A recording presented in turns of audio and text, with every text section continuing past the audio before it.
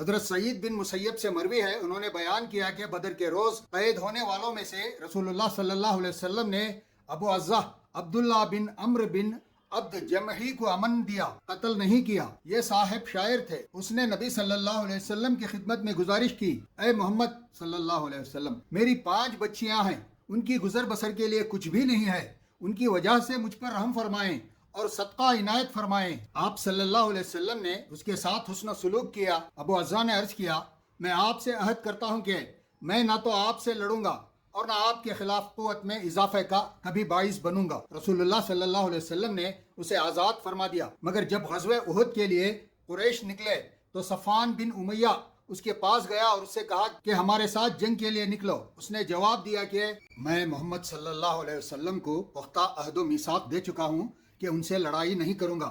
اس پر صفوان بن امیہ نے ان کی بیٹیوں کو اپنی بیٹیاں بنانے کی ضمانت دی اگر وہ قتل ہو گیا، ورنہ زندہ واپس آنے کی صورت میں بہت سے مال و متاع اسے دیا جائے گا۔ صفوان باصرار تقاضا کرتا رہا کہ وہ احد کے روز قریش کے ساتھ لڑائی کے لیے نکل کھڑا ہوا۔ قریش میں سے صرف وہی گرفتار ہو کر قید ہو گیا۔ اس نے عرض کیا، اے محمد، مجھے جبرن نکال کر کھڑا کیا گیا ہے، میری چھوٹی چھوٹی بچیاں ہیں، مجھ پر نظر و کرم و احسان فرمائیں۔ رسول اللہ صلی اللہ علیہ وسلم نے اس سے دریافت فرمایا، جو عہد و پیمان تو نے مجھ سے کیا تھا اس کا کیا ہوا؟ اللہ کی قسم، اب مکہ تیرا چہرہ نہیں دیکھے گا۔ تو کہتا ہے کہ میں نے محمد صلی اللہ علیہ وسلم کا 2 مرتبہ مذاق اڑایا ہے۔ سعید بن مسیب کا بیان ہے کہ نبی صلی اللہ علیہ وسلم نے فرمایا، یقیناً مومن ایک سوراخ سے 2 مرتبہ نہیں ڈسا جاتا۔ اے عاصم بن ثابت، اسے آگے بڑھاؤ اور اس کی گردن تن سے جدا کر دو۔ چنانچہ عاصم نے اسے آگے بڑھا کر قتل کر دیا۔